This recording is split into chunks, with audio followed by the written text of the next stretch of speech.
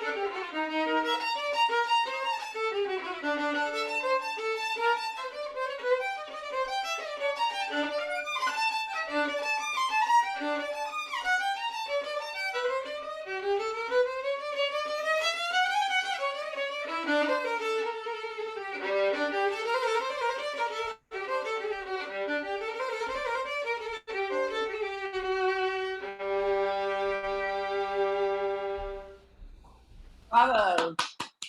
Good job. Very good job. One of the things I would like to say is that I enjoyed your performance very much. And I'm wanting to know how you breathe when you're playing. I mean, do you think about breathing? Do you have places where you breathe? I usually think of breathing at the end of a phrase. I'm not sure I was paying attention to that right now, like when I was performing, but I usually try to breathe at the end of every like line or phrase, like kind of like take a break before I start the next one. Okay, well, that's a very good answer. Whenever you're breathing, if it's you don't want it to be so precise, like, okay, now I can breathe, now I can't breathe, now I can breathe.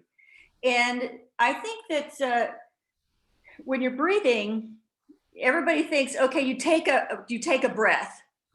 But I think the most, in my opinion, the most important thing about breathing is exhaling. I would see you, I saw some breathing, but then when you would breathe, you would take the breath in, your shoulders would stay there. And it would go like this. Now, occasionally they did come down. And when they did, then I could hear the sound, the arm weight in the strings. But if you don't, if you forget to exhale, then that's just half a breathing. So, and also,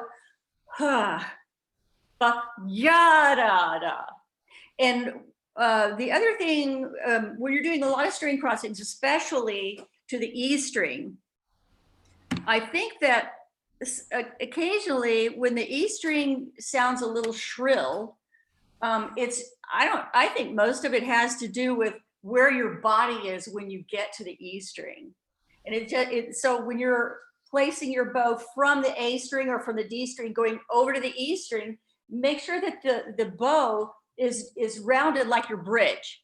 You know, sometimes you could if you put your bow on top of your bridge, and just, why don't you do that? Can you put it just on top of your bridge? So you would just, you know, just put it right here, and just as you put it down, just so what I'm doing is, and also I'm breathing, you know.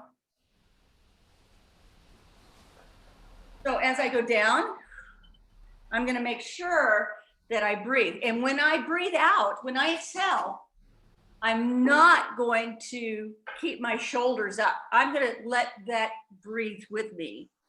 So like pick a spot.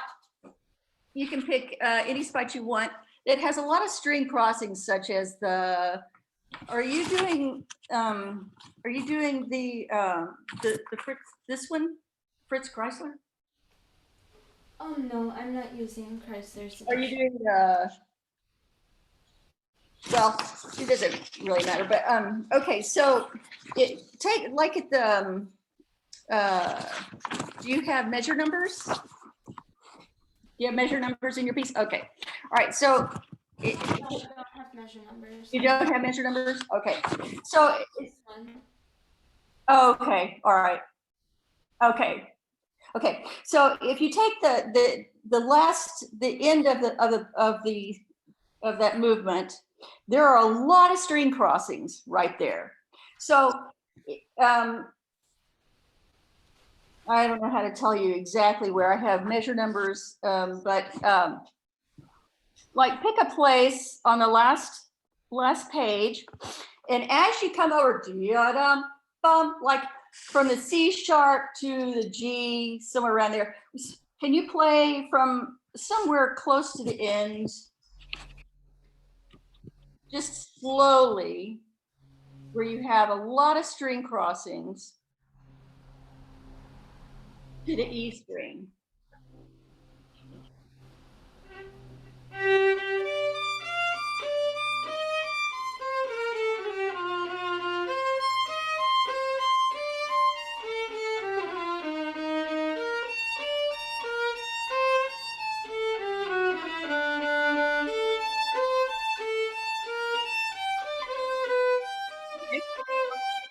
Okay, all right, now start exactly where you were and do 2 measures and then stop for me. Like where I stopped? Yeah, where you started, start right there and do 2 measures.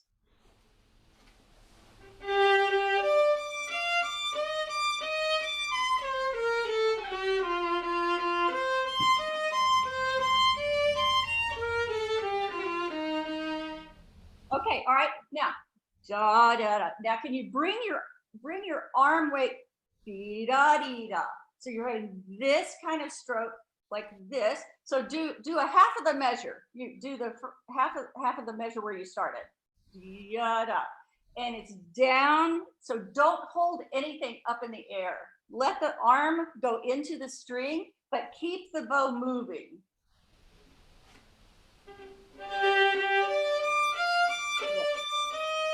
Right, so you did dee da da yum.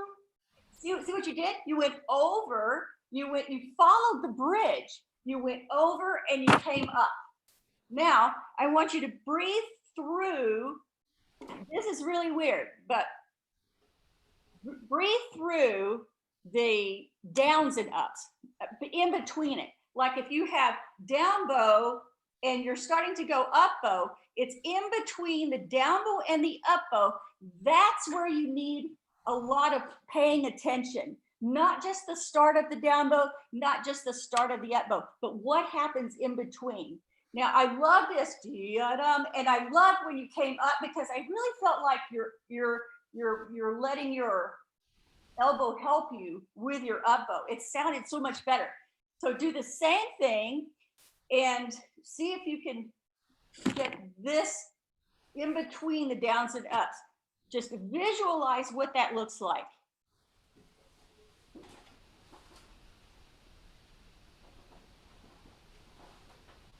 Okay, so start it.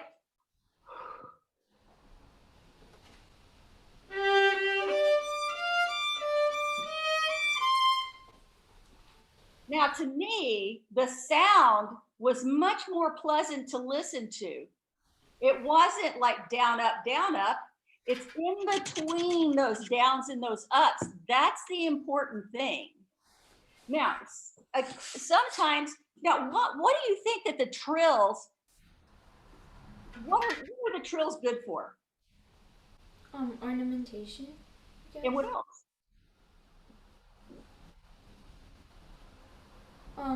Probably like passing tones. Okay, yeah. So the trills are going to help you connect whatever's coming next, and not only that, but it's going to help you connect what comes before it. I have two different editions, and they're not the same ones you have. So I'm a little bit lost in, I don't. It's different, but let's see. Okay, so can you just start at the beginning there, and with those things that I just told you about the downs and ups and the importance of what's in between the down bow and what's important about in between the up bow, and then following your bridge and letting your breath help you go down. And as you exhale, let your shoulders help your right arm. And it's going to help your left hand too, which I'll talk about in a minute, but just let that happen now. So now play from the beginning, and I want you to play 1, 2, 3, 4 measures.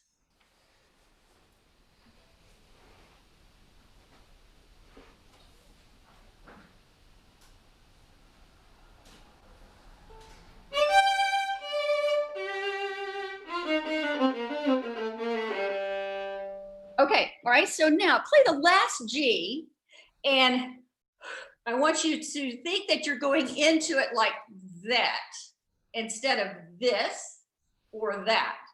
You're gonna go concave. Let your elbow go along with your wrist. So you're gonna go into this and let the second finger of your bow hand help you push the bow. And your elbow is going to push the bow too. So it's a natural sound, so that even though we use arm weight, if we use too much arm weight, then it starts to sound like someone's sitting on your body, and you can't go anywhere. So just play that open G and let it ring. Don't give up on the G just because it's done. There's a rest afterwards, but it's really not done. The ambience of the thing, that happens. So play the up bow G and remember the ambience, and let your body play the up bow, not just your bow or not just your right arm.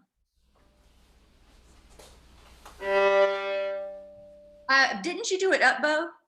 Oh no, I did it down bow. Did you really? Oh, did you? Okay. Well, in that case, when you do it down bow, it's this. No, I think I did it up bow. Yeah, I thought so. Okay, so now you were probably about right here when you played it for me. You started about right here and you went here, but then you stopped. Let the sound keep going. So do it up bow for me.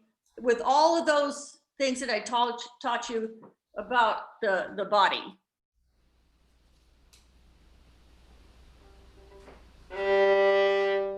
All right, now start concave, jaw, and let it just fly across your string. The G, drum. Now you accidentally, you started it the way I wanted you to. You accidentally picked the bow up with your thumb. And so you didn't connect the bow strings with your G string. Okay, now would you start at the beginning, but don't do the pickup. Start on the G. Be ba ba.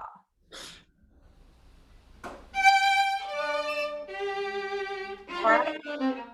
Okay, now what word can you describe for these 3 notes that you just played? Confident, I guess. Okay, confidence. Okay, now this may not be a great word, but it's almost like an explosion. And you know, so you have, but I didn't really hear that. I didn't hear the confidence that you can portray. So I want to hear confidence in how you're going to move your bow arm. Ja, ja. So you're going to make sure that you have confidence in all of your arm, not just part of it. Do those 3 notes again, and I want you to start and breathe, down bow.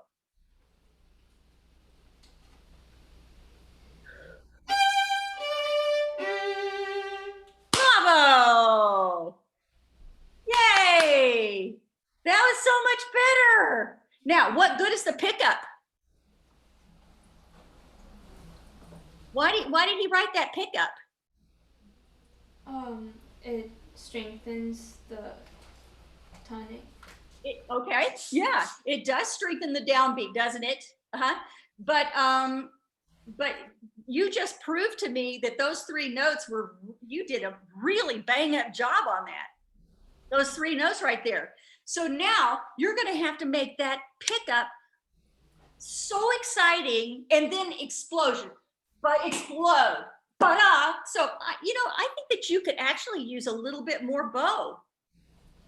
I mean, you're not going to make the note longer, but use a little bit more bow so that you can get the speed. Try that, and always do what your teacher says. I'm just here to give you some suggestions. And you know, maybe after a while I would change my suggestion if you were my student. So always do what your teacher says. This is just as an experiment. Okay, so study.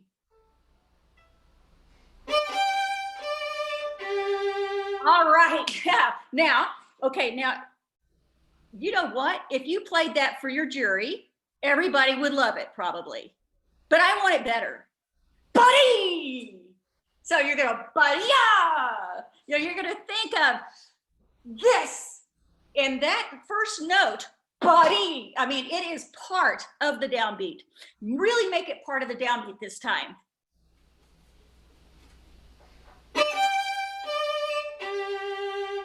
Good. Now, that was really good. Now, in the second measure, where you have the dotted quarter note, what good is the dot for the dotted quarter note? The dot is part of that note. But you're kind of going, oh, I played the G, so I'm okay. But no, you got to play through that G. You got to play through the dot. Even if you do want to make a little comma or a little bit of a, you know, that's fine. But you still have to play the dot. And how can you do that? Bow speed, vibrato. What kind of vibrato are you going to have? Not just at the beginning of the G, but vibrato through that dot. The dot is so important. Do it from the beginning of, and I want you to go 1, 2, 3, 4 measures. Play through the dot.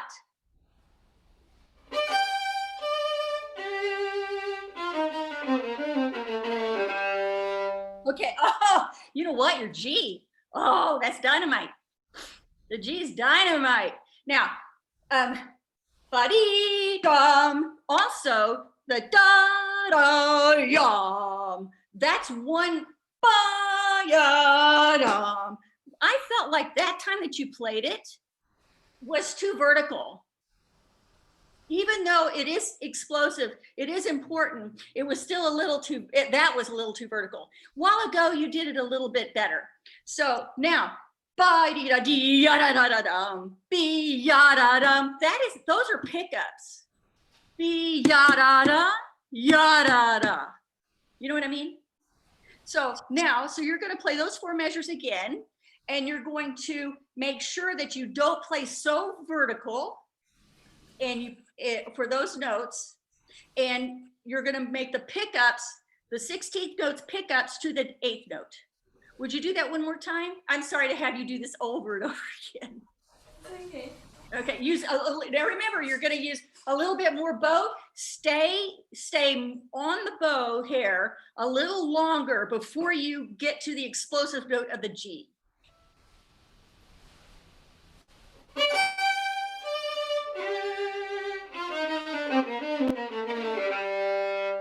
Ah, yeah. I think it was better. What do I know? I don't know, but I liked it. What did you think? I think it sounds better when it's like not so vertical. Okay, and also you're playing through, and I heard the vibrato go through the dot that time. And now, beat it, and I really love that. I hope your teacher does. Who do you take from? I'm Dr. Galagano. Oh, okay. Okay. So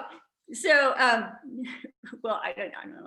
So your G, so I really like that. Now that wonderful, excellent G that you had, how are you going to make the next da-dee-da? How are you going to make that is exciting? You have the pickup in the measure 1, 2, 3, 4, 5, the pickup to 5. Okay, so how are you going to make that after that wonderful introduction? How are you going to get that to be like even more? Maybe. Let's see what you can do. You play from right there. Take the pickup right there. 1, 2, 3, 4, 5. The pickup to the 5th measure.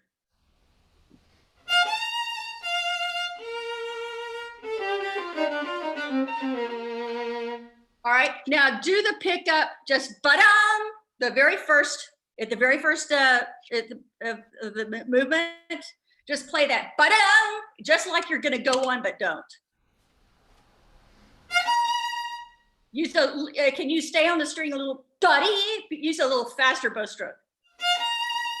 Okay, now it needs to be a little bit,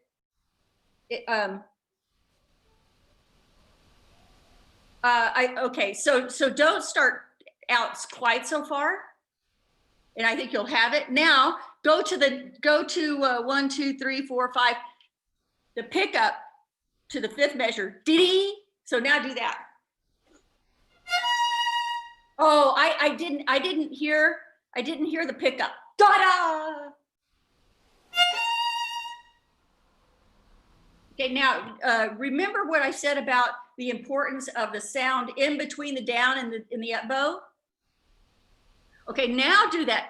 Now think about that just as you do the pickup there. Be-dee-da. Yeah, okay, that's better. Good. Now start from that point and go like 6 measures or so.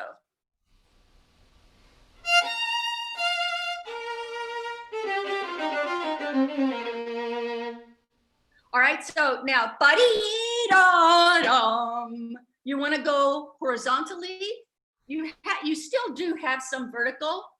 I mean, you do, because it's explosive. But don't forget, you're not going to stop the music just because of that. And then play vibrato through the dot. And then you have, it's measure 6. The last 2 notes are 16th notes. That's where the pickups are. Yada-dee-da-da-da. And make it ba-da-dee-da-da-da, yada-da-da-da. You don't have to go da-da-da-da-da-da, dee-da-dee-da-da-da. You know what I mean? So make it a little bit different. Take that pickup from where you just were, from the F to B.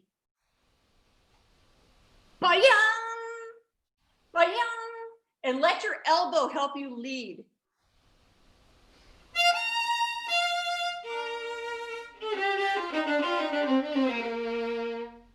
that's terrific. Can you play the B with the dot, the quarter note beat? B, and vibrato through the dot, and however much space you want between the dot and quarter note and the 16th, go ahead and do that space, but I want the dot to be a lot more meaningful. I know it sounds trivial, but it really isn't. This is the opening of something so exciting. So just play that B. B, just like you're gonna go on, but you don't.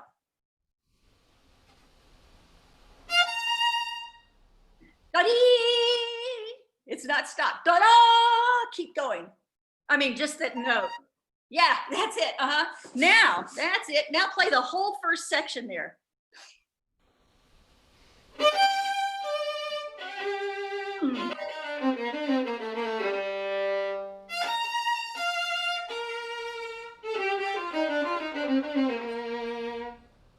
Wow. I think that's different.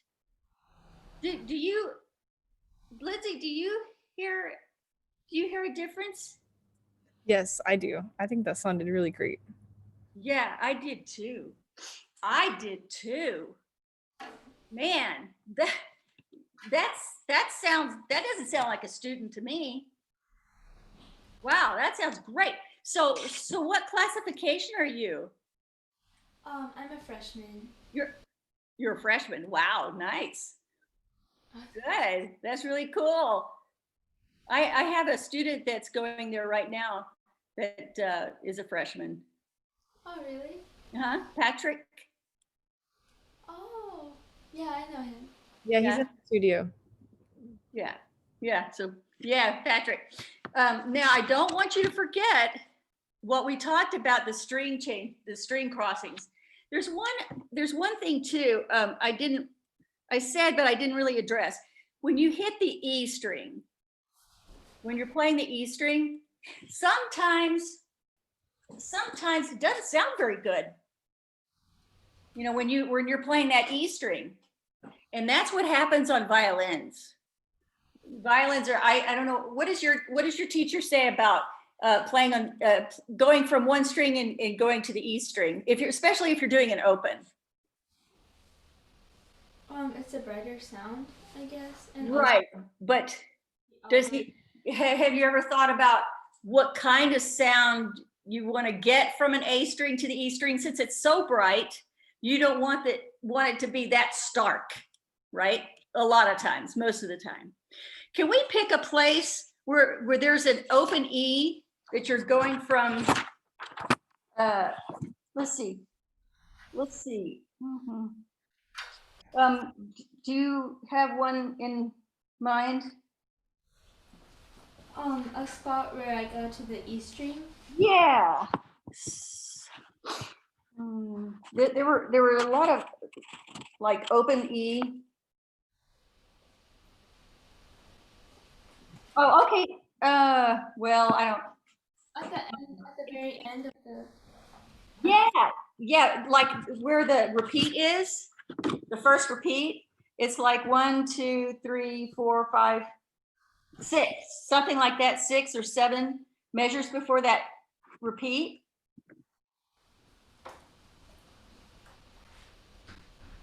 In the first half of the. Yeah. Somewhere around there. Can you just play a little bit to the repeat?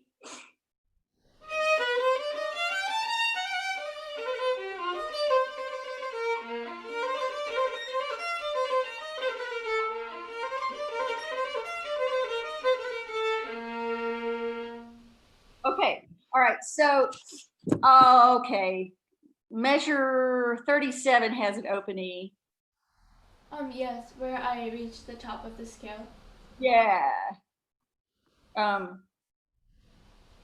Okay, so could you do somewhere around there that has an open E, E natural instead of the flat? Someplace that has an open E? Yeah, like it's measure 37 in the second movement, but and also 32. Oh, yeah, they're all over the place actually. Now, ba-da-da-da. Now, when you do, I want you to play, and when you get to the open E, I just want you to make it long. Ba-da-da-da. Just make it long and stated. Okay, now stay. Okay, now I want you to stop on the E. Open E. Just play the open E. Okay. Now I hear da da. I hear yeah. Hit it with the same, just a gentle arm weight going across like the bridge, and keeping that don't disturb the move fastness of your bow arm. Just keep it a little bit even until you get past that E. Would you do the same thing and just get to the E string and play the open E? But did you hear how you went from the A string to the E? You didn't go around. You didn't cover it this way. You went from here to that. So go a little bit more this way. So it's just barely rounding it. Oh, all right. Now that sounds so much better. Now do the same thing, and I want you to just stop on the E, but pretend like you're going to go on. Do better than that. You can do better than that. It's almost like now I want you to do it like you're almost going to play a double stop, but don't. All right. That's it. Now you're playing a C sharp and then going to an E, right? Yeah. Okay. So this time, da da, and then I want you to play double stop. So A, C sharp, then double stop, C sharp, E. Now with no jerking in this, let it flow. Do the same thing. Good. Now do it without the double stop. And what you did was you went over fast, but then you slowed it down. So can you keep your bow, the movement of your bow the same? Try it again. All right, now play that. Now play a couple of measures around there at the tempo.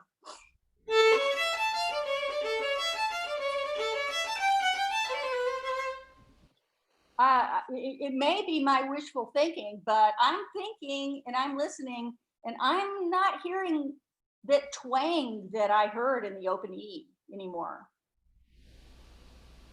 I mean, it could be a thing that I'm, but I really thought that it's not sounding the E, like you told me it was really bright, and we want it to be more the same where we're coming from.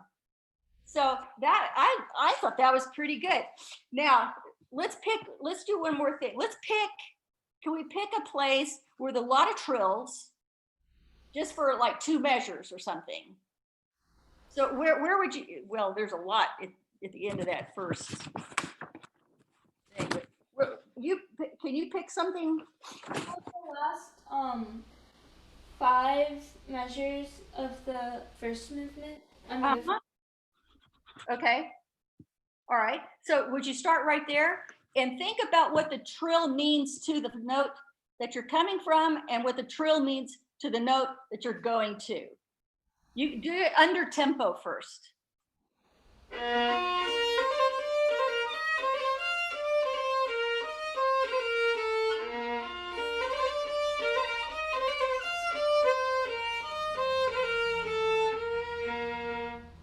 Okay. The end of the trill, can you connect it to the next note? Do just a little bit. Do just a little bit there and connect the trill to the next note.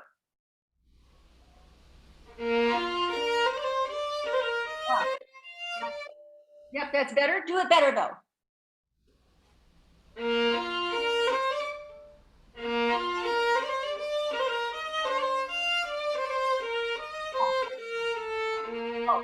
All right, some of those were really terrific.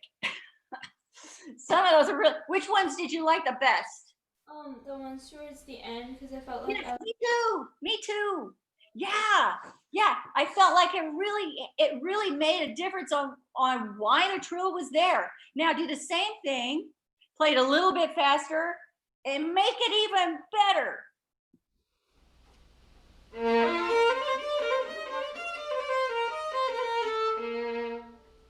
Uh-huh. Now play it for real.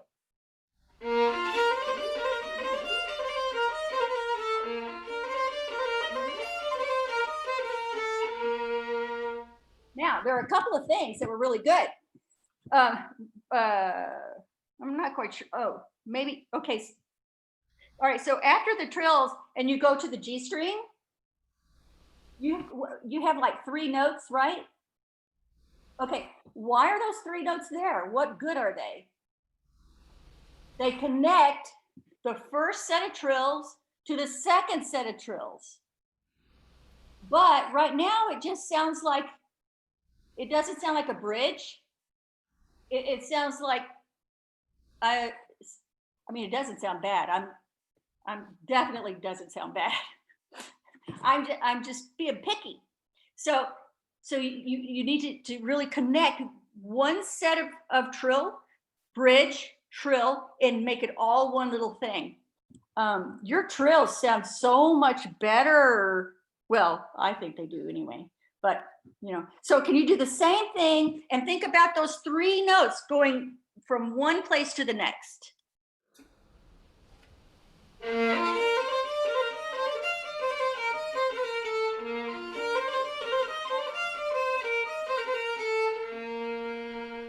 Okay, now you might okay, so what did you like about it, and what did you not like about that you just played? I thought the connection was a little bit better, like between the first set of trills and the second set of trills. I thought I was like tensing up in my like right and left hands, which was like I was kind of jerking like when I was playing. Okay, all right. I actually thought it was pretty good. Now we have to put the excitement back into it somehow. So the trills are going to be like this. They're like fireworks, and they're going up and down. So so now can you do the same passage, and let's put the excitement back into it.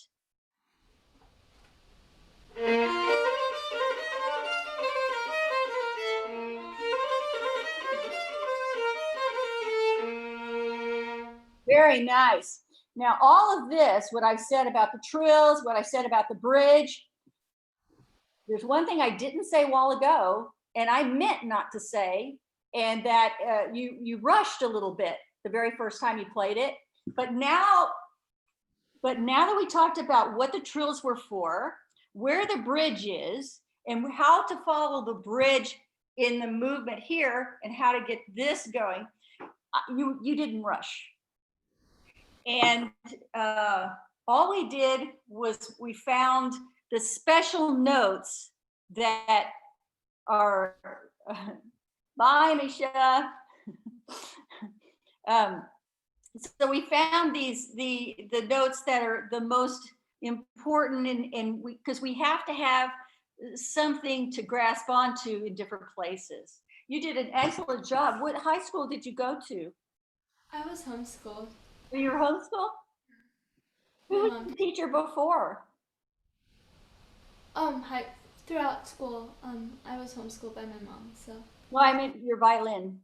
Oh, my violin teacher, Dr. Galaganov, has taught me like for the past 3 years. Oh, okay. And before that, I had another teacher. So. Well, you did a great job. Thanks for playing for me. Hey, thanks for playing for us. What do you mean?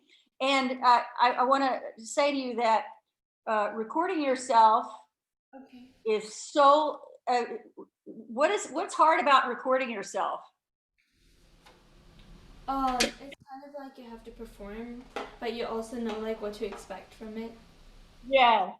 I mean, it's like performing for yourself all the time, and plus, it's like right in your face. It's like, oh my gosh, do I really sound like that?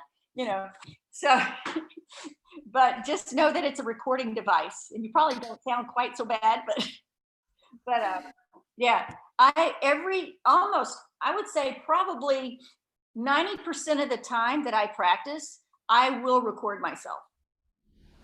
And I will always use tuners, and I will always use metronomes. I always have 2 of these going at the same time.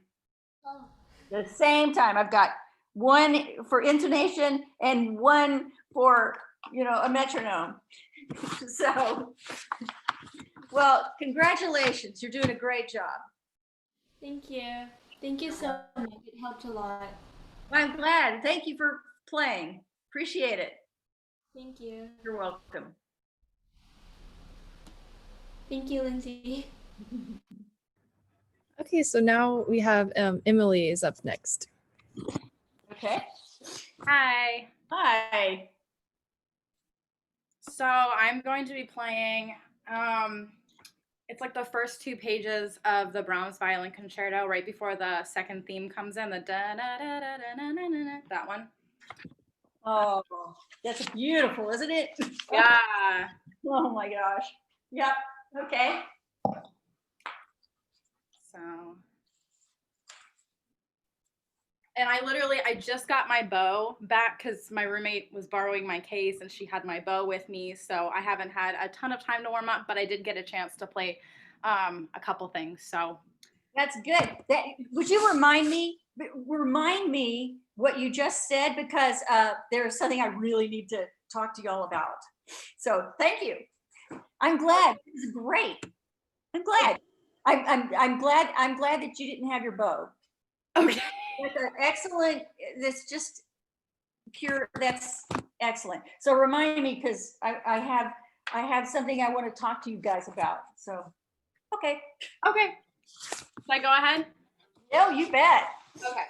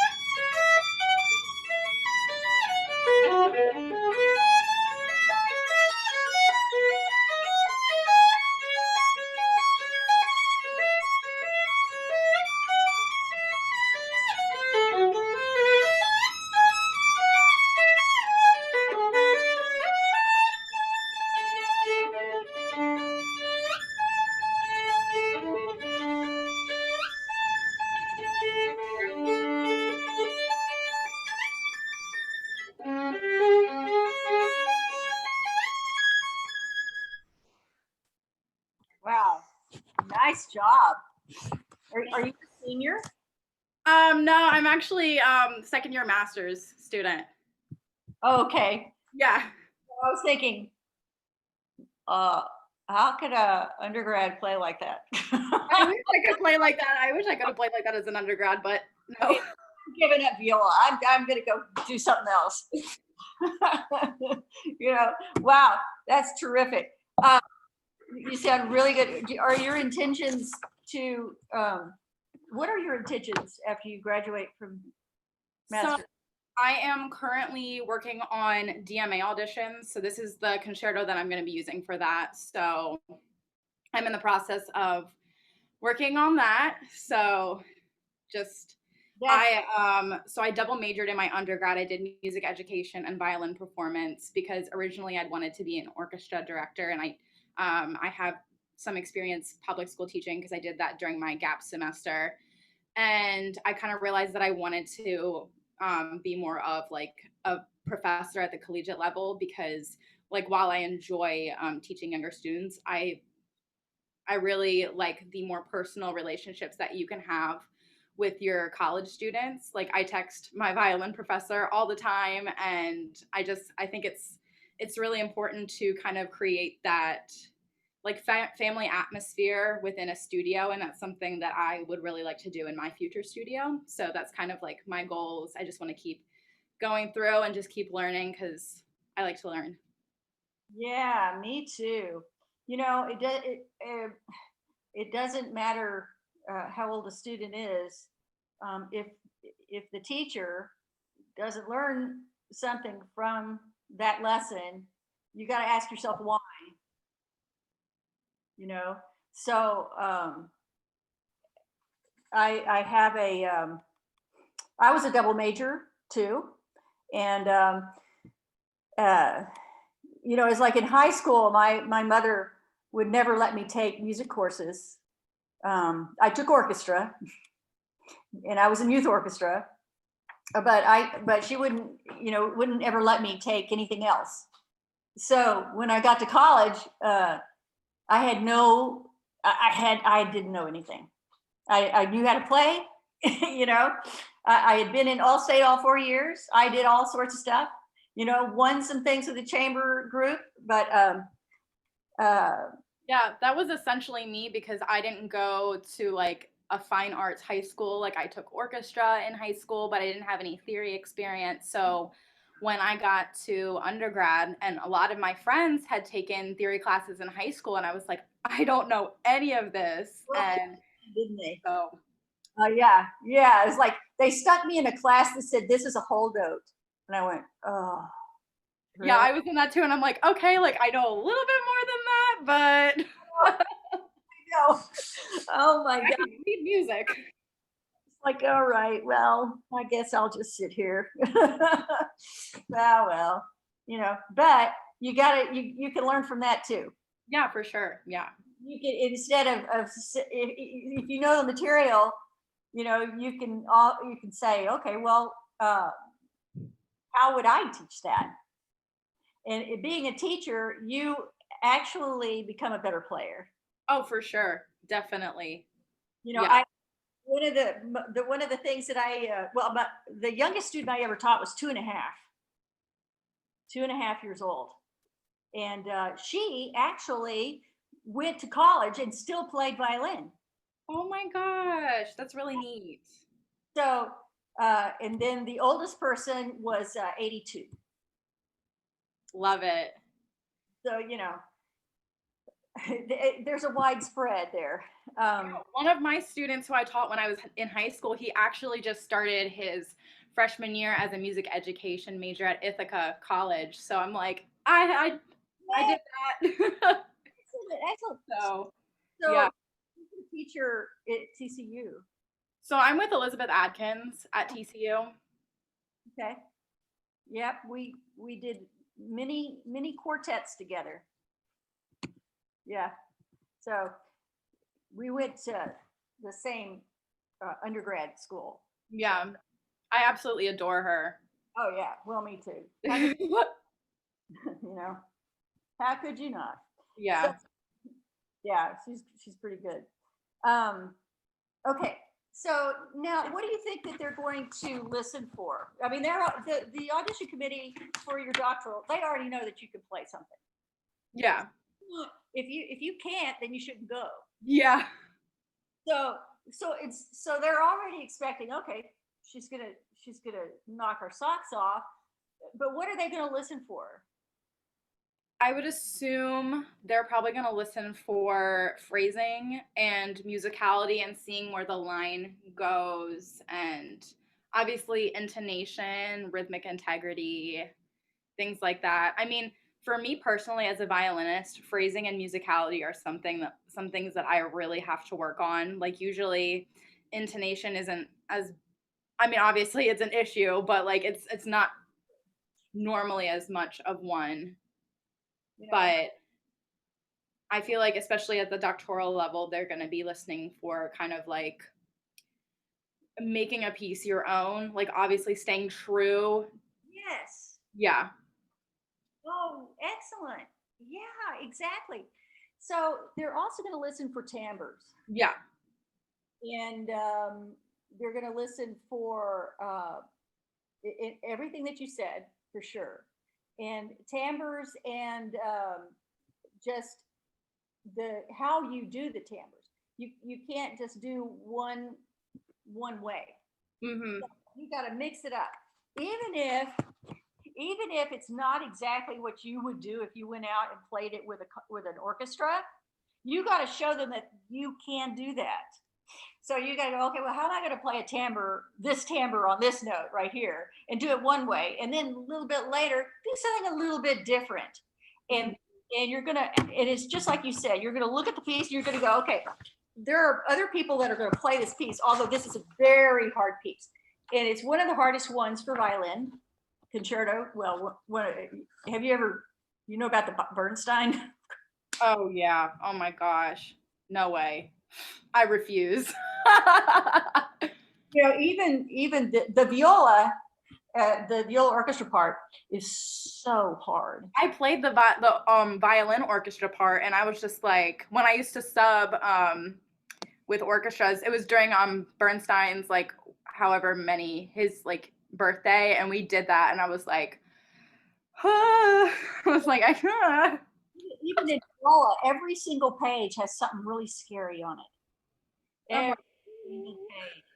You know, oh my gosh, we just played it this a week ago, and oh my gosh, you know, and we played it in DC a couple of years ago, and wow, I mean, it's just, yeah. But I do want to tell you that this piece is one of the top pieces for orchestra auditions. Mm-hmm. Yeah. And yeah, so the Brahms, Sibelius, I love Sibelius. I did that for my master's auditions last year. Yeah, but now, like Tchaikovsky takes a little bit too long. Oh yeah. Really important. Mm-hmm. So I would stick with this Brahms. Sibelius kind of has a tame beginning, unless they want to listen to a lot of it, you know. So you really picked a good piece here. Now, so before we get into this, what else are you going to play for the audition committee? Mozart? So I actually decided, because all of my auditions have to be recorded because of COVID, which is really inconvenient, because normally I know that they're only going to listen to the first page of Brahms. So I know I have to like get those octaves right, which I sometimes can. But I was going to audition at a school that required the entire Brahms concerto, all three movements, recorded, which I can play all of them, but I'm like, there's no way that I can't, that's just way too much repertoire. And they required Mozart, an entire Bach partita, and Paganini Caprice, and a piece after 1950, and a violin sonata. And I'm like, Are you doing Paganini 24? I'm doing Paganini 11. Oh, 11. Okay. All right. Well, that's I don't know what to say. Where is this? So this was at Peabody, and I auditioned there for my master's, and I actually looked at the requirements, and they've added stuff since I auditioned there like almost 2 years ago. And I'm like, especially during a pandemic when the majority of us are having online lessons, like I'm like, what are they thinking? Like recording all this music, like some of us, and they're like, oh, if possible, like record it with a pianist. And I'm like, thankfully I have access to one. But so I'm doing first movement of Brahms, I'm doing Paganini 11, I'm doing the first two movements of the Bach D minor. I was gonna do the Chaconne, but I didn't have enough time to crank that out. And then I'm actually doing the Red Violin Caprices by John Corigliano as my piece that's after 9. Yeah. Nice. Yeah. When's your recital? Next semester. So Yeah, that's pretty good. Well,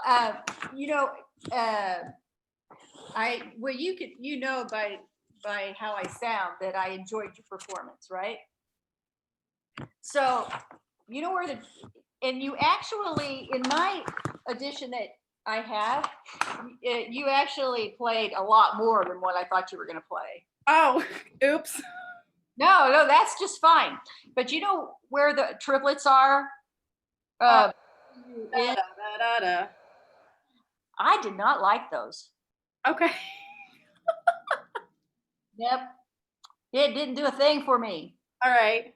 I mean, after you blew me away with so much of this, and then you get to these triplets, and I was thinking, well, maybe she hadn't planned to go this far, but I'm thinking too that you're getting a little tired.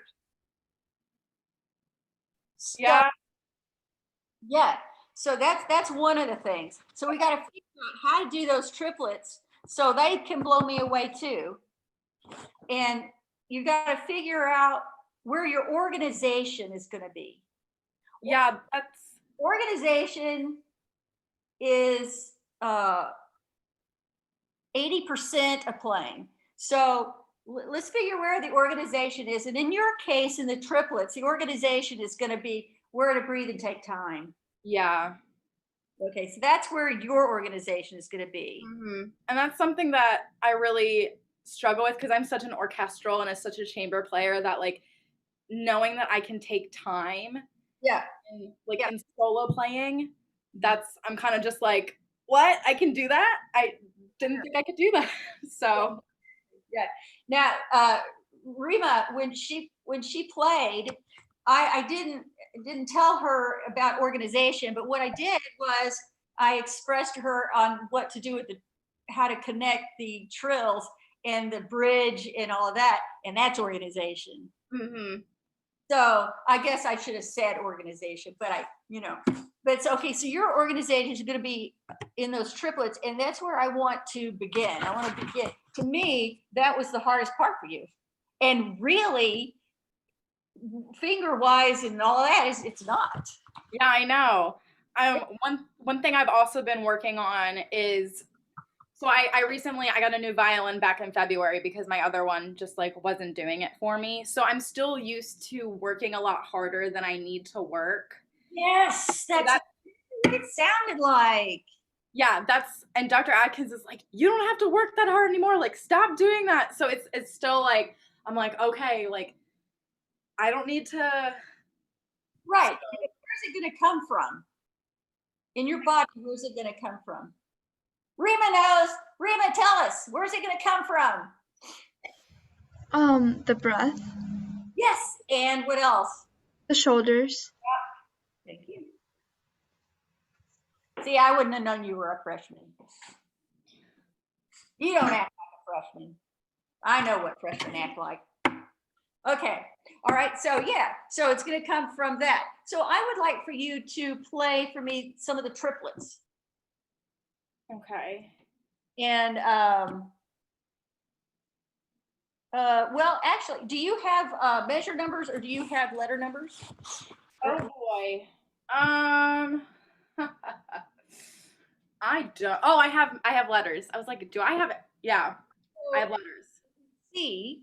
Those are 16th notes. Yeah, ba-da-da-da-da-da-da-da-da. Yeah. Okay, now we're going to go right after C, 1, 2, 3, 4, the fourth measure, that's 179. Can you start, we're going to just do like 2 measures of that. And just like Rima said, it's the breath, the exhale, don't just breathe in and hold it, but let it go. It's not to the end of the phrase that you can breathe. You can breathe anytime you want to stay alive. That's what you do. So you're gonna breathe through your arm, breathe through your elbow.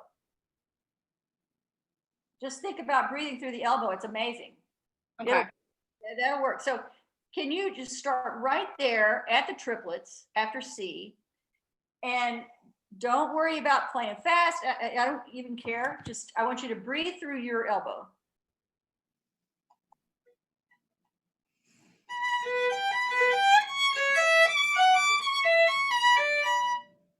Well, already that's better, I think.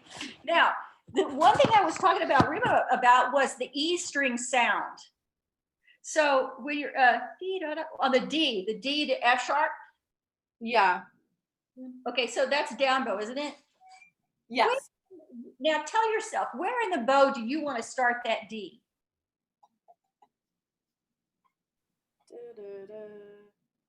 I mean, where would be not where do you, but where do you want to? Well, I want that. I see like I see that as kind of like a start of a phrase. So I want to like ba da da da da da da da da da da da da da da. So I guess like. Okay, so I want you to start right there. Figure out where is a good place for bow speed, and how much bow speed you want for that one measure, and start in that part of the bow where you want to. Just Okay. Start right there. Just play that one measure plus one note. So starting on the high D. Yeah. Okay.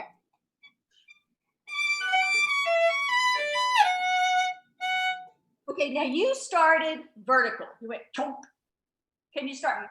Ha da da. Okay.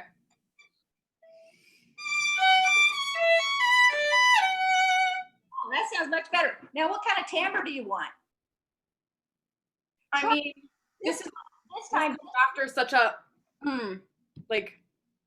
So I kind of want it to contrast and be more of like a sweeter sound. Okay, then go a little closer to the fingerboard and use a little more bow speed. That way you don't have to do arm weight. Okay.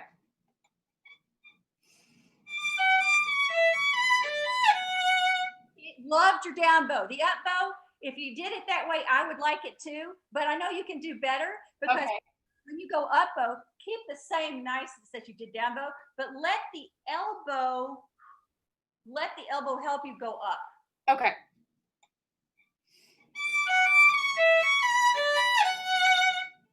Oh, hey, I like that.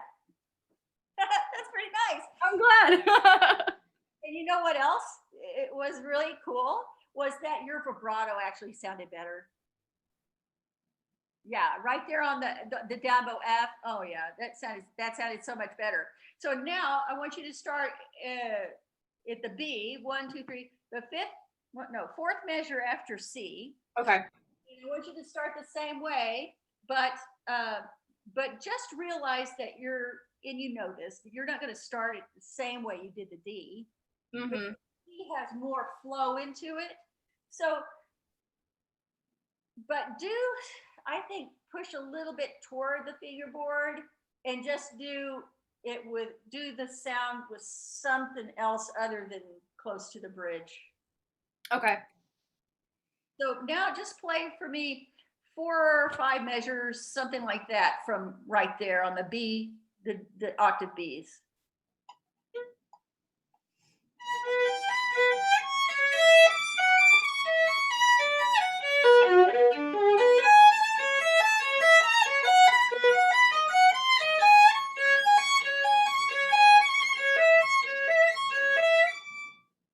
All right, now that's already sounding a lot better. Let's see. Now, when you make a little bit of crescendo, and I don't even want to call it a crescendo, I want to call it movement in sound. I like that. When you do movement in sound on that third beat, you know, from the first measure you started, you did movement of sound like this. I swear to you, you don't have to do that. Okay. I'm telling you, you don't have to do that. Now, okay, with that in mind, oh, and I love the D's, by the way. That is so much better. And I loved how you went into the next measure with the F. Now, but there's something that connects that measure. You know when it goes down to the G string? Yes. Okay, it sounded kind of like when I was talking to Rima about the bridge. Uh-huh. Okay, it needs the B, you have F, D, B, and then the next triplet is an F. So that B going to the F, you need that to connect, but then I want you to think of your bow being on your bridge and coming over to that G string and making a concave. It's a little bit concave in there so that it connects the third beat. Okay. Is that just not, do you get what I'm saying? Yeah, totally. Mm-hmm. Okay, all right, so would you play again from the B's, because I just want to connect all of that together and try those certain things right there.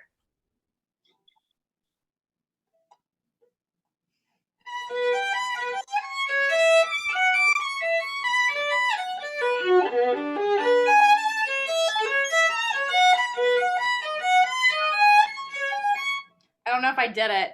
Yeah, you did pretty good. You did. Yeah, you did pretty well. Yeah, you connect the movement of the music really made a big difference between the E and the D. Now, when you get to that D, the high D, the fourth finger D, the third, I think that you slowed the bow down a little bit too much, and so the beginning of the note didn't flow like the rest. Okay. The whole thing is so much better. Yeah, I'm actually glad that we're working on this section, because like so much of my time is spent on the beginning, like literally the first 2 measures. That's yeah. Once I had an hour and a half lesson and we only did 2 measures, but that was like one of my best lessons. Yeah, I mean, I think with Dr. Adkins, it took me like 4 lessons to get past the first page of this. I like her. Yeah, it was all the details that I needed though, so it was great. Yeah. Now, so there are so many different things that you connect all of this with. Your bow speed, of certainly, but not just bow speed. Where in the instrument is the bow speed? So that then the vibrato. How are you going to start it? Are you going to connect one note to the next? Because sometimes you don't. And are you going to go fast at one time or slow at one time? There's so many things that you could connect everything together. Mm-hmm. So, oh my gosh, it just blows your mind, doesn't it? Yeah. Totally blows my mind. Okay, so on that D, 1, 2, 3, 4, 5, the first D, just keep the bow moving just a little bit faster and do everything you did, but I think you just slowed the bow down a little bit too much there. Yeah, now that I'm looking back at that, I definitely do that. Yeah. But it's not bad. It's just, it could be better. Yeah. It could be better right there. Now, would you mind going on? Can you start 1, 2, 3, 4, 5, 6, 7? Oh, I don't know. Is 7? That's not a bad place, is it? 7 after C? Oh, yeah, I was going to ask you about that. All right, so now you have A sharp, B sharp. You got all of these like chromatic things.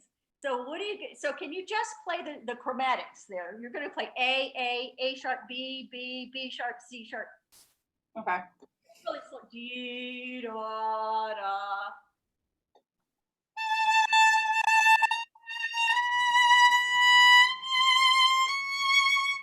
All right, now you played the notes, but you did not sing the inner part to yourself. I want you to play those notes, and I want you to sing inside yourself the other notes. Now do it. Okay.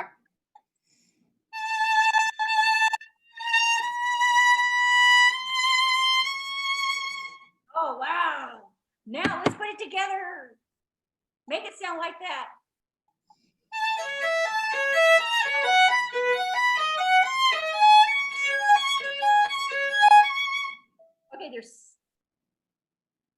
Okay, something is making you. Are you keeping your third finger down long enough?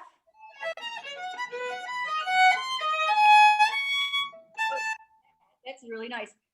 This is so sorry to be so elementary about this, but No, you're not. before you started, can you keep your third finger down just a little bit longer so you can keep kind of a little vibrato? Yeah. Yeah. I'm terrible at keeping my fingers down, so that's something that like I have been trying to work on. Oh, so I'm not far off, huh? No, it's not elementary at all. Like it's helpful. Okay, so would you see if you can keep your 3 down just a little bit longer so that the vibrato, you can do vibrato on each of the chromatic scale? Yeah, for sure. Try doing that. So you want me to play all of the notes still? Yeah. Or okay. All right. Sorry.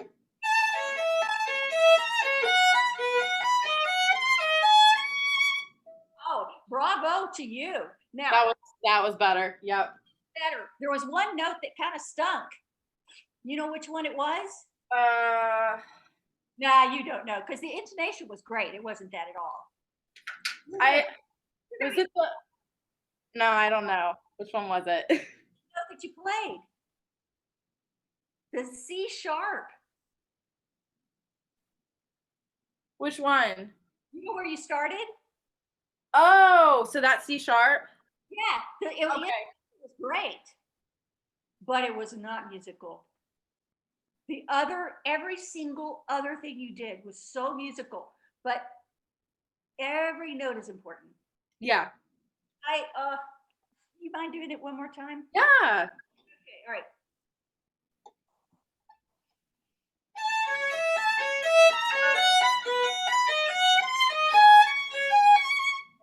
Yes, bravo.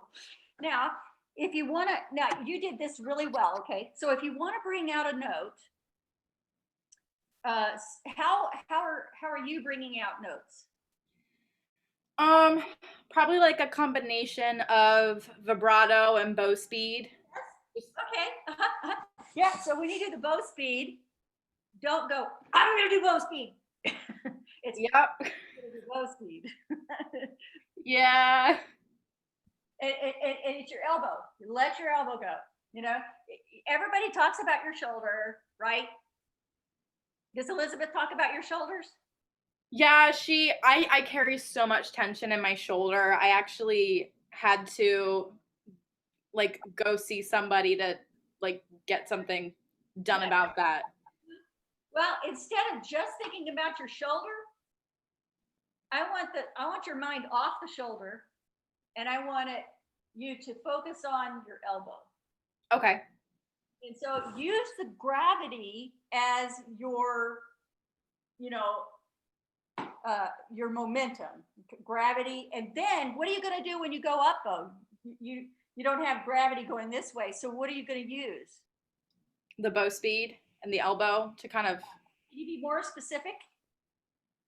I might just need to tell you. I mean, like, I know I'm leading with my pointer finger. Okay, all right.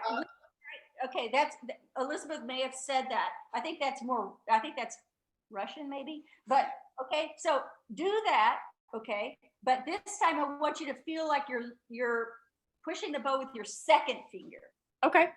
Don't lift your first finger, but push this. And when you go down bow, your ring finger is going to help you. So it's up with your middle finger and down bow with your ring finger. Let's see if that does it. Okay. So let's go to that was very lovely though. Can you do like the next part? The C sharp to C sharp. The Okay. that, That's fine. Yeah, okay.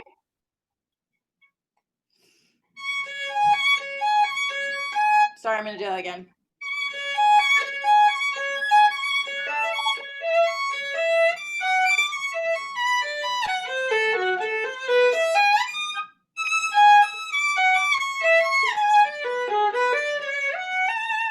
Sorry, that was really bad. No, that's okay. All right, let's see. Where did you start after C? Let's see. 1, 2, 3, 4, 5, 6, 7, 8, 9 after C. All right, now there's something I really wanted to tell you. 9, I think this is 9 after 10, 11, 12, 13. It's somewhere like 13 after. So can you just play starting at 9 after the C sharps? Okay. And then I want you to go 1, 2, 3, 4, 5, 6. Go five measures plus one note. That's a G sharp. Okay.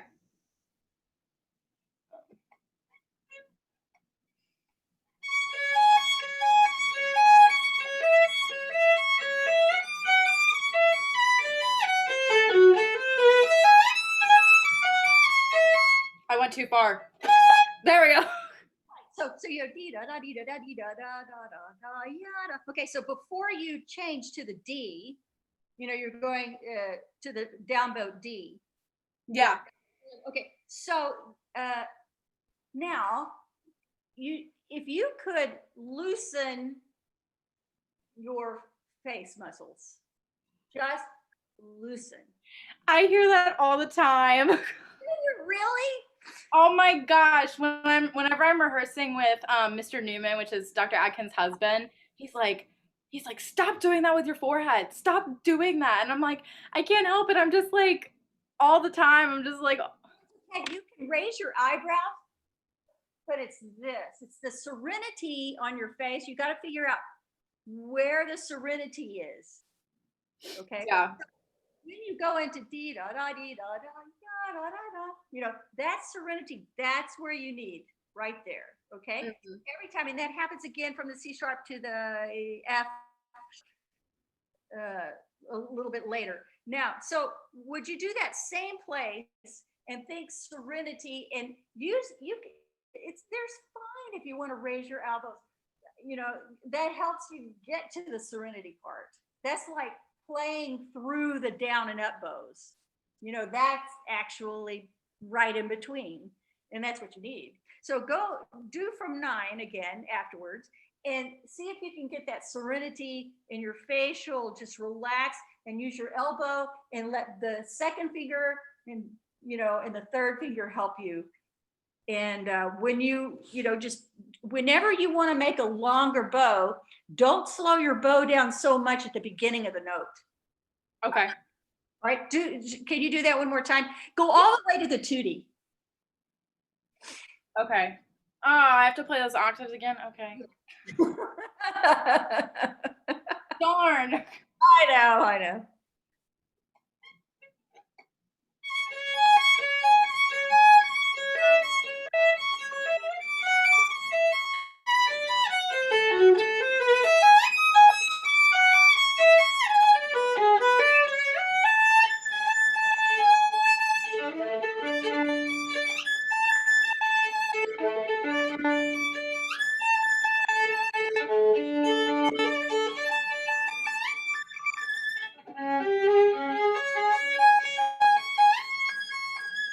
Sorry, that was. Hey, you know what? Probably if you, at the end of that, especially where you stopped right there, if you thought about,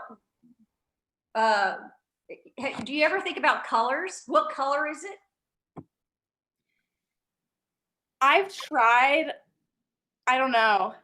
Okay, well, that's okay. It's really abstract, isn't it? So, No, I mean, I've tried to think about it that way. well, think of the colors meshing in with one another, and that makes it a lot smoother. And the other thing that I'm thinking is that when you do the shifts, you're actually stopping, then going, and then going, instead of hitting the note and keeping on Yeah. movement. So Mhm. before D or before the tutti, were there like two measures before the tutti? Can you do it from right there? And think about not stopping your hand. Let it keep going up.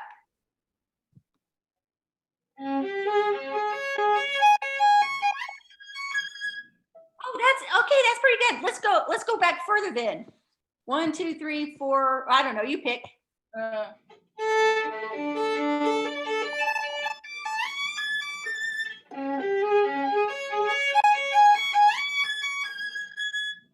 You know what? they're meant for me, honestly. No, with a little work, just because that's a new thing, and not stopping, that's going to put everything into, oh, that's going to be like a nice little curve. And then right there, whenever you end the phrase, if you let up on the bow, so you have no downward pressure whatsoever, use a faster bow speed, and then all of a sudden slow it down. I mean, all of a sudden slow it down. That's a really cool thing. Can you just do like the right before the tutti? I'm really kind of talking about the last three notes. So you fast, no, absolutely no bow pressure at all, and then all of a sudden slow down, get as close as you can to the tip, and then all of a sudden slow down. You have to run out of bow. So can you maybe two measures before the tutti and try? Okay. Yeah. Sorry, bad start.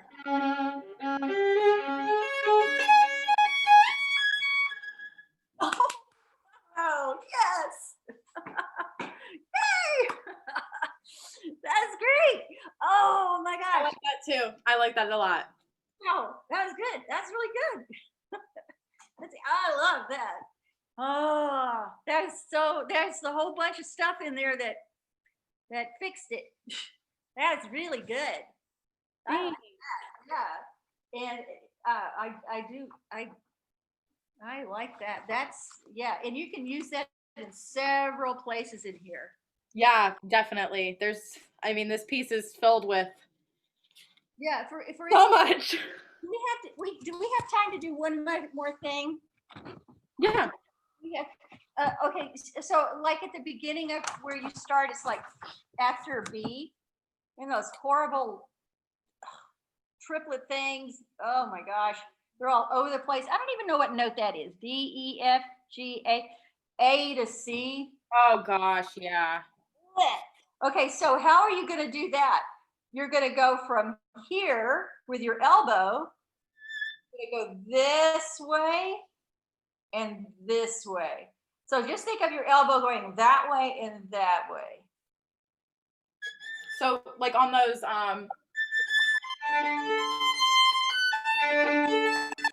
okay. One measure, and just think of your elbow is moving your bow.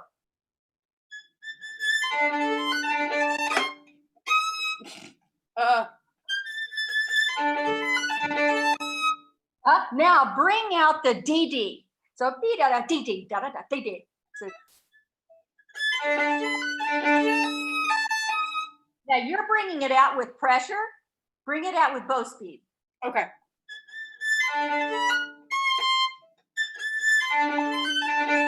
This is exposing that I need to clean that part up. Yeah, but did you hear the DDs? Mm-hmm. Yeah, I think that's special there. I like that. I think that's good. Okay, so now can I quickly just talk really quickly about now what was it that you were supposed to remind me? Oh, I didn't have my bow, so I didn't get to warm up a lot. And Yes. Okay.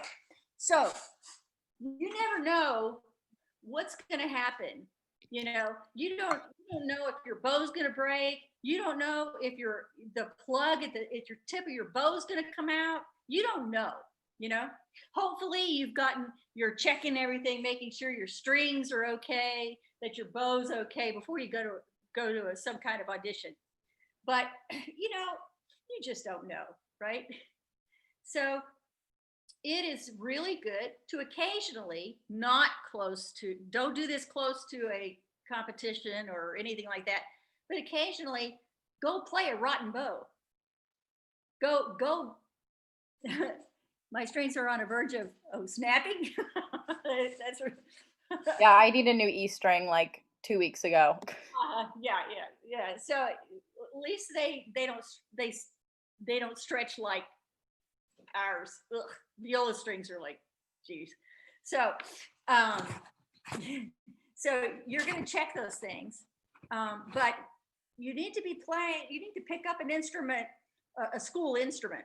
Go to the education class, pick up a school instrument, and practice your Brahms.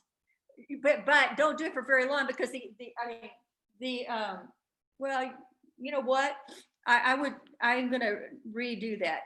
Keep your violin and just do another bow that is really a club, you know? And then when you go back to your bow, you're going to really appreciate it.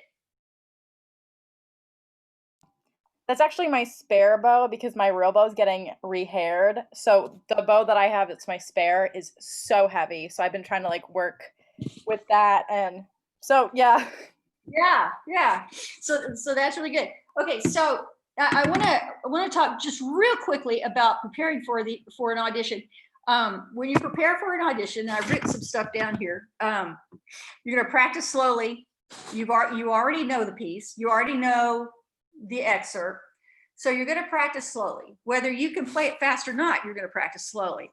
You're going to use a metronome and you're going to use a tuner, even if you think you're perfect in tune, or people do not like contestants that rush. What do you do in a rest? What do you do in a rest when you're playing? You're supposed to be singing the piano part, or you're supposed to be singing the orchestra part. You don't sit there and go 1, 2, 3, 4. Sometimes you have to do that, but no, I think singing inside of you is the real thing. So tape record yourself. How many times have you taped yourself today? Or not today, but this week? 3 times. Yay for you. Rima, how many times did you do?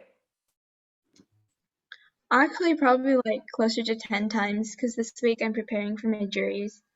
Excellent. Emily, how about you? Oh, I'm sorry. I already said that. Lindsay, how about you?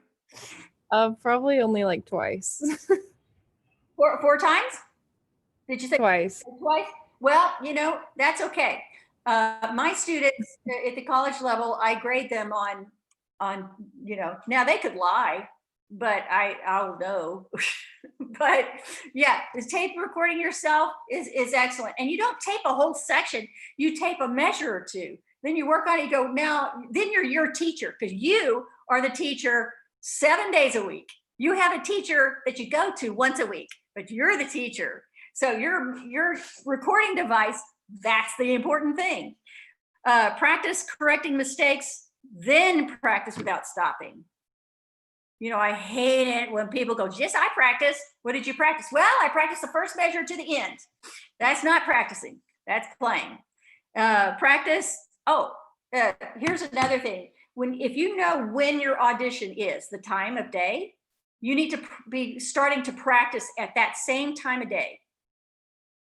So, and also if you know what you're going to wear, practice wearing what you're going to play in.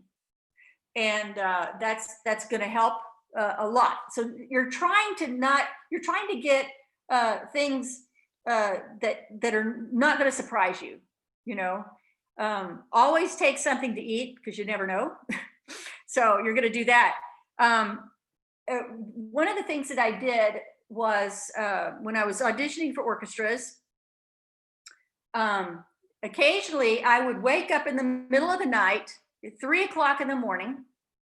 My viola was already out. I would go and I would pick up my viola. I wouldn't warm up. I would play straight through, because it wasn't a practice session, so I played straight through my excerpts. And that'll tell you a lot. Waking up at 3 o'clock in the morning and not warming up, just play it through.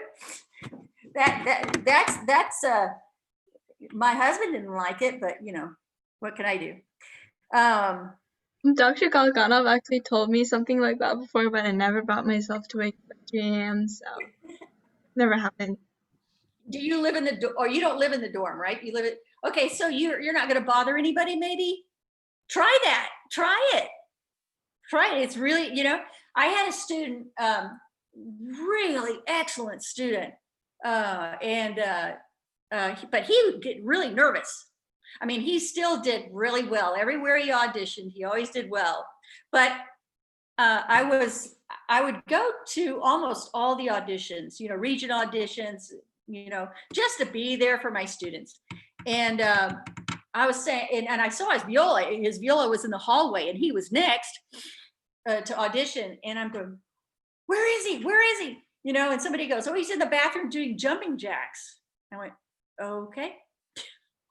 So he had this extra energy that wasn't going to be good for his audition.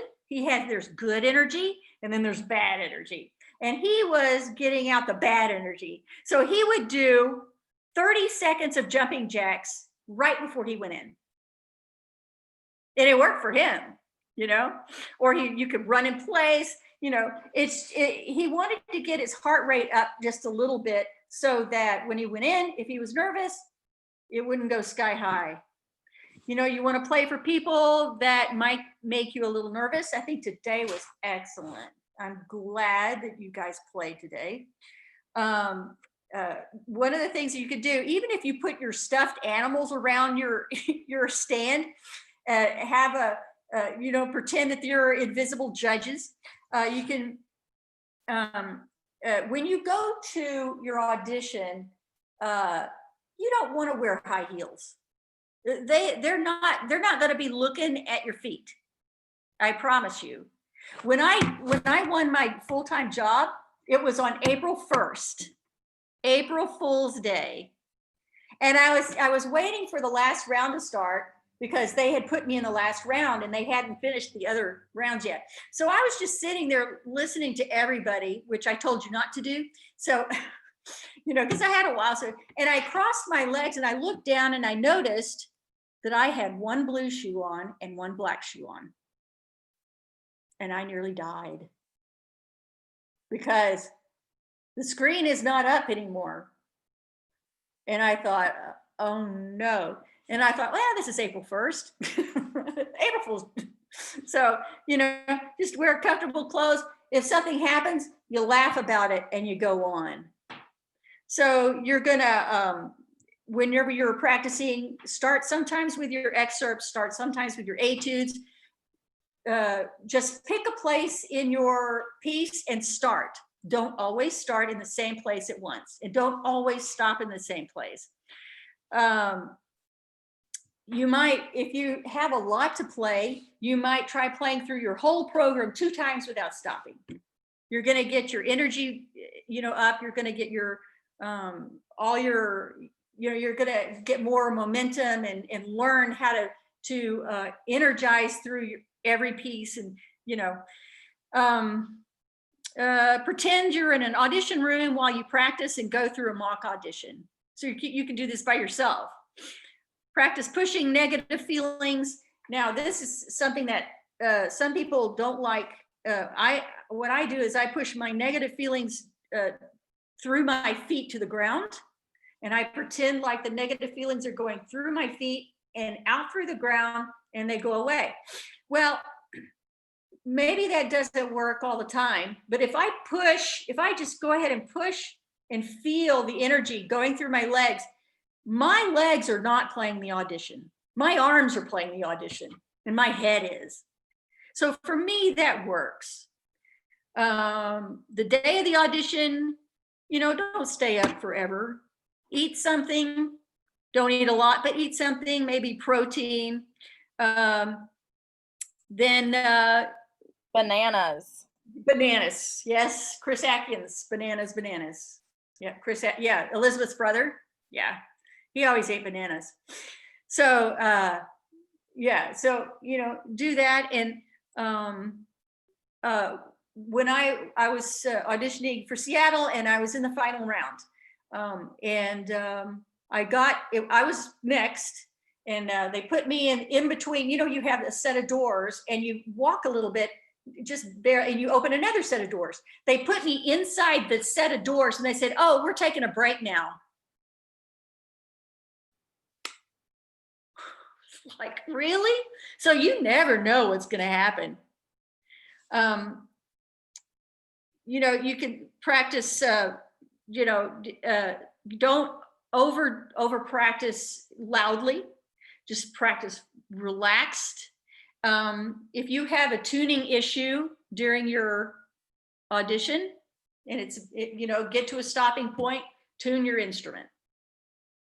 If you need to say something, don't say it out loud. Go to the prompter, look at the prompter. The prompter will take you out of the room, and you can talk whatever. You never want to say a word. They cannot know whether you're a man or a woman. It's absolutely, positively important. There are things that, even in the summer, there are things, hand warmers, that cost $1 or something, and you crack it a little bit, and you can hold that, and it keeps your hand warm, your fingers from getting really stiff. And I would do that, because you don't know even if in the middle of the summer, if the room that you're going to be in is freezing or not. So drink a little bit of water before you go in. Does anybody have any questions or any kind of anything that you want to say? Or Well, I just want to say thank you for all the attention to detail, because obviously this is that part was something that I don't really practice as often as the beginning. So that kind of shed some light on some things that I will be doing after this to practice. So I'm really appreciative for all of that advice and everything. For you, I would pay attention to the speed of your vibrato, and don't use the same speed of the vibrato all the time. Relax the knuckle of your finger so that the vibrato is, and you always want to start away from the fingertip, away from the fingernail, a little bit more on the flabby part of your finger, gets a more warm sound. Now, if you want it to be real thin and stuff, you're gonna start the vibrato more on near there. But if you start more on the pad of your finger, then you'll have a lot more room to do it. So practice on different speeds, different qualities, and different timbres. That's what I would suggest. I talk too much. Sorry. No, it's been really fun listening to it. Lindsay checked for me for years, and yeah, she probably knows. She does talk too much. No, I loved listening to all of it. It was a lot of fun. Thank you so much for inviting me. And anytime any of you, have a recital or something, please let me know, and I'd love to come. Thank you so much for doing this. Oh, yeah. I feel like your suggestions really help the tone and the overall feel of the music. I think I have a better handle of that now. So thank you so much for that. That's good. I appreciate you playing for me. So Emily, say hi to your teacher. I will. I'll do that. Okay. Thank you, Lindsay. Yeah, thank you guys so much for coming, and thank you, Joni. It was so much fun. All right. Well, I'll see you guys later. All right. Bye.